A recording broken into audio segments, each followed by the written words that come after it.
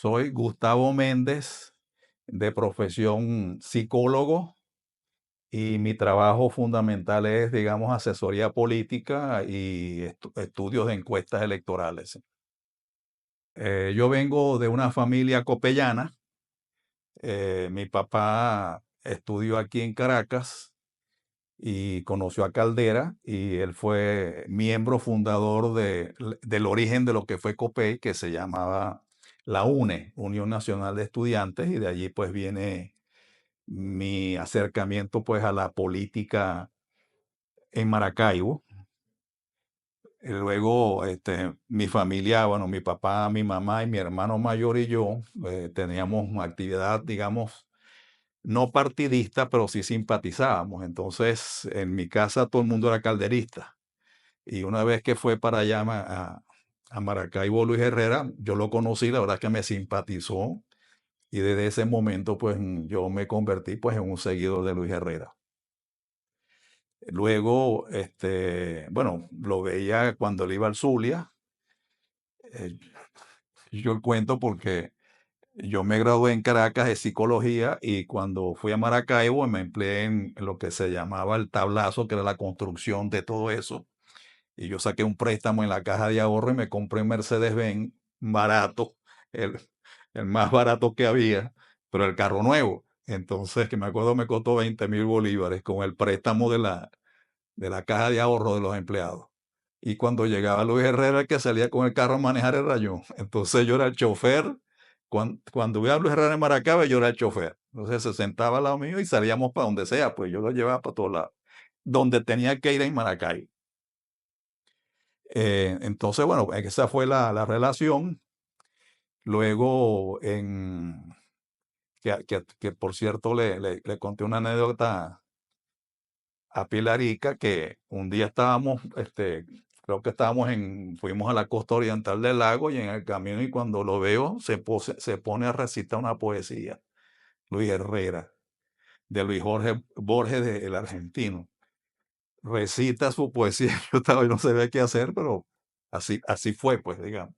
Son esas anécdotas. Luego, en la campaña primera que él se lanza como candidato, yo me uno. O sea, en Maracaibo también tampoco éramos muchos herreristas, éramos cuatro fundamentalmente, digamos, los que componíamos el equipo de él. Los puedo nombrar: Guillermo Yepes Boscán, que luego fue ministro de Cultura en el gobierno de Luis Herrera; Gilberto Urdaneta Besón, que era en la casa donde llegaba cuando Luis Herrera iba a Maracaibo, dormía en casa de Gilberto; Iván Darío Parra, otro muy fanático de Luis Herrera; y yo. Éramos los cuatro, pues, que siempre andábamos con él.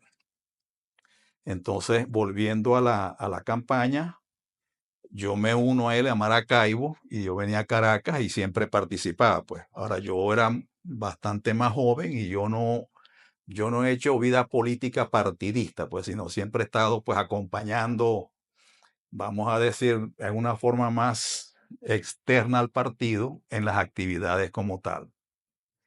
Yo participé entonces en esa campaña. Yo me acuerdo que las elecciones fueron en el Radio City, eh, y Luis Herrera, el grupo de él, pues nos reunimos en un edificio como a una cuadra de Radio City, y él se puso a esperar pues que lo llamaran para, ya que el ambiente pues estuviese. Pues yo estaba ahí en esa oficina, y cuento esto, que era una oficina de un ingeniero cuyo nombre no recuerdo, pero también de herrerista, etcétera. Entonces, cuando baja Luis Herrera, muchos lo acompañaron, pero yo me quedé en la oficina. Y cuando va pasando Luis Herrera, así por la ventana del edificio, el edificio quedaba como en el séptimo piso, la gente emocionada en la oficina del ingeniero agarró todo papel que conseguía y se la empezaba a tirar a Luis Herrera como papelillo. Y salió el dueño de la oficina y decía: no, se paraba en la ventana: esos son los planos que estoy trabajando. Y la gente recogió todos esos planos y se los tiraba a Luis Herrera. Como una... Bueno, estuvimos en la convención. Esa convención la ganó Lorenzo Fernández, Y yo después de eso le dije al doctor, mire, yo me voy a estudiar al exterior y cuando venga, pues vengo de nuevo y me le pongo a la orden. Pues entonces yo iba a estudiar un posgrado de psicología, pero me especialicé en el área de encuestas políticas y electorales, ¿no? Lo que los americanos llaman electoral behavior y, la llaman personality assessment, o sea, como la medida de la personalidad, pues que tiene que ver con toda esa metodología de medir las actitudes, etcétera. Entonces yo llego, hago un posgrado, me le pongo a la orden y él me dice, vamos a comenzar a hacer encuestas, que eso fue exactamente lo que... Y me puso a trabajar con José Luis Zapata. Dile a José Luis para que ustedes dos. Entonces empezamos, hicimos unas encuestas en Barquisimeto, muy rudimentariamente, etcétera, hasta que en la campaña este, se contrata a David Gars, seguramente otras personas han hablado de él como asesor político, y David Gars trae a un encuestador que se llama Mark Penn, que trabajaba con él.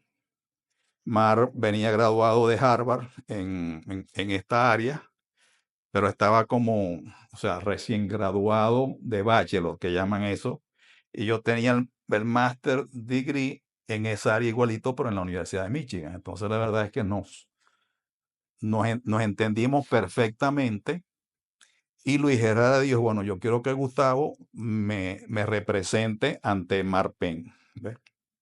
Por lo de las encuestas, pues, porque él quería que un venezolano tuviese pues esa, hay que tener la idiosincrasia, pues el conocimiento de la gente, pues.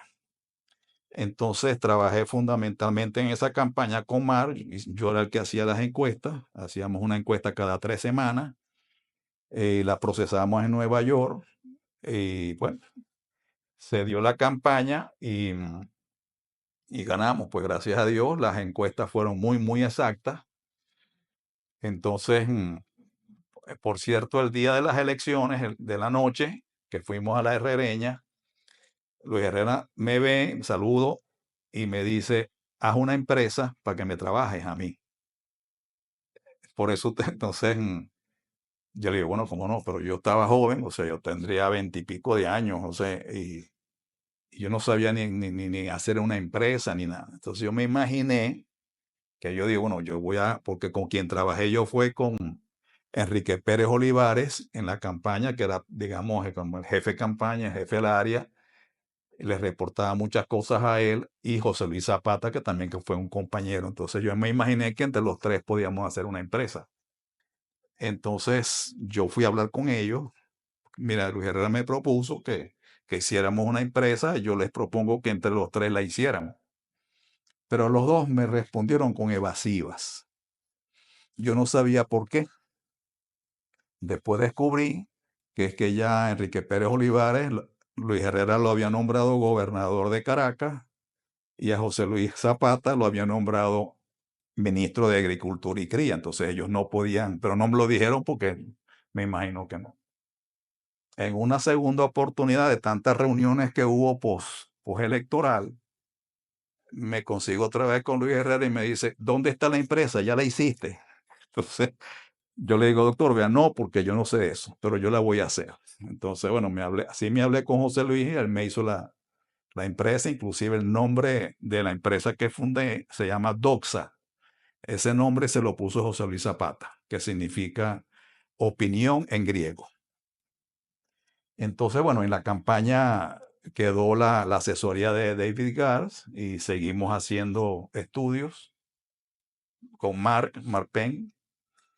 Y luego, Luis, esta es otra fase, quizás es el segundo capítulo que quisiera resaltar. Luis Herrera siempre fue un hombre internacional, muy enterado de la política internacional, y era el momento en donde Centroamérica estaba completamente fuera de la democracia, con dictaduras, con guerrilla, etcétera. Y entonces él funda o es colaborador, se funda el grupo de Contadora.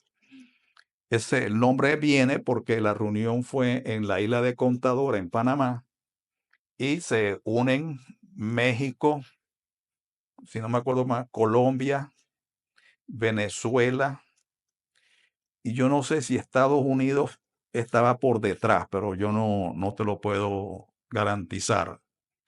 Y por supuesto Panamá, que fue la sede de la formación de ese grupo. Y el propósito era precisamente de pacificar Centroamérica y democratizarla. Entonces, por supuesto, se formaron varios equipos y él me dijo, yo quiero que te vayas a todos esos países a trabajar en todas esas campañas electorales. Eh, entonces, depende del país. Inclusive, bueno, me acuerdo de mucha gente que se formó. También trabajamos en Panamá, que había la dictadura de Manuel Antonio Noriega. Eh, yo en algunos países era como el coordinador, en otros países me acuerdo Héctor Castillo coordinó lo de Panamá, o sea, mucha gente que hay que reconocerle todo eso, Margarita Palacio. Entonces, yo fui poco a poco haciendo estudios y asesorando políticamente en todos esos países. Pues, o sea, bueno, primero me mandó fue a Jamaica. Esa fue mi primera encuesta o trabajo afuera, pues, y ahí se ganaron las encuestas. En Jamaica lo que pasaba era que había un gobierno socialista y le estaba interesado. Todavía me acuerdo del primer ministro que ganó, que se llamaba Edward Ciaga. Entonces ya era un hombre más de democracia, etcétera. Y bueno, trabajé con él y le reportaba a él directamente. Él me invitaba a la casona y ahí me decía, vas a ir para tal parte, vas a hablar con fulanito. Yo montaba todas las cosas y le reportaba a él, ¿no? Pero trabajamos, por ejemplo, en El Salvador con Napoleón Duarte, quien ganó las elecciones. En El Salvador estaba la guerrilla de FMLN, muy peligrosa, muy mala, muy dura. Luego, bueno, en Nicaragua trabajamos con la señora Chamorro, también que se ganó. Allí estaban los sandinistas y que también eran guerrilleros. Luego Guatemala, con Vinicio Cerezo, allí también había guerrilla. Trabajé también en Costa Rica, pero Costa Rica no había, era un país democrático. Ellos tuvieron una guerra que se llamó la Guerra de la Liberación y desde allí ellos resolvieron eliminar el ejército y invierte en lo que era del ejército en educación y eso pues ha colaborado mucho en la democracia. Pues, pero sin embargo, fui a trabajar, me envió. Ahí tengo una anécdota muy interesante porque yo voy a hacer la encuesta en Costa Rica. El candidato era Calderón, o sea, el hijo del doctor, o sea, porque ya se dividió el país en dos en la guerra, lo que llamaban la liberación, que fueron quienes ganaron la guerra, y el doctor Calderón, que tuvo que exiliarse en México, pero había esas dos corrientes políticas, pues entonces el candidato era Monje por Liberación, y Calderón, pero él tenía 22 años, el hijo del doctor, tenía apenas 22 años. Hago una encuesta, vengo acá, se la presento, y parece que Calderón habló con él o él lo llamó y le dijo que no, que es que yo no había ido al sector agrícola, sino solamente había ido a la capital, que faltó, o sea, se quejó pues, porque él estaba perdiendo, o sea, él perdía o sea, estaba por debajo de Monje. Entonces, él me dice, Gustavo, vamos a otra cosa, vete de nuevo a Costa Rica y haces otra encuesta, para estar tranquilo. Hice lo que me dijo y cuando le presento el informe, resulta que Monje estaba duplicando a Calderón en la encuesta. Él, sin voltear más nada, pidió la llamada a Monje. Yo estaba presente allí y lo único que le dijo fue, presidente Monje, ¿cómo está? O sea, solamente con, que eso me satisfizo mucho, solamente con ver mi encuesta, ya lo saludó como presidente, como tal. Bueno, y muchas otras anécdotas en ese espacio.